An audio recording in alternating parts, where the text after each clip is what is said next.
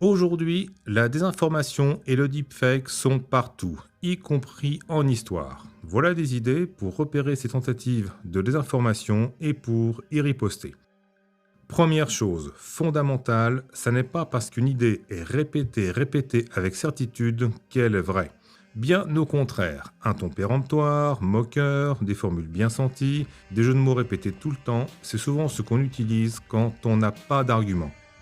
Par exemple, les premières fouilles pour trouver le site du siège d'Alésia avaient été commencées à Alise-Sainte-Reine sous Napoléon III.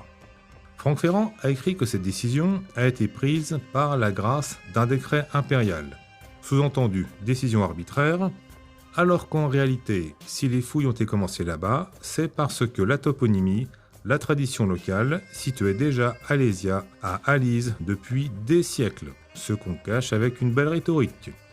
Face à ça, le meilleur réflexe, c'est aller aux sources d'informations. Textes anciens, découvertes archéologiques, travaux récents d'historiens, les lire, les comparer, les contextualiser, la base d'une démarche intellectuelle saine. Attention aussi aux discours qui dénoncent l'histoire officielle ou les élites historiennes, souvent sans développer, et pour cause, parce qu'en France, il n'y a pas d'histoire officielle imposée par l'État. Pas d'historiens persécutés ou mis en prison pour raisons idéologiques. Contrairement à la Russie de Poutine.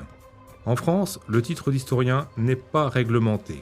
N'importe qui peut se dire historien et publier à peu près tout ce qu'il veut, y compris les animateurs télé et radio bien connus que sont Franck Ferrand, Stéphane Bern ou Laurent Deutsch, qui diffusent pas mal d'erreurs en histoire. Eux, on peut les qualifier d'élites, qui diffusent une histoire officielle, au sens médiatique. La dénonciation des élites, c'est une rhétorique très fréquente chez les conspirationnistes, souvent fondée, mais très souvent récupérée pour désinformer. Dernière chose, l'anachronisme. Interpréter le passé avec nos valeurs et nos repères actuels. Une erreur assez courante et souvent utilisée pour désinformer.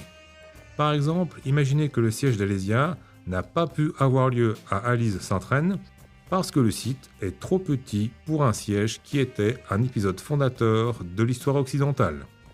Parce que César et Vercingétorix méritent mieux que ça. Quand ils manœuvraient leurs armées, César et Vercingétorix n'avaient évidemment pas en tête ce qu'on dirait d'eux 2000 ans après dans les médias français. Voilà, c'était des armes intellectuelles pour repérer les tentatives de désinformation en histoire et y riposter.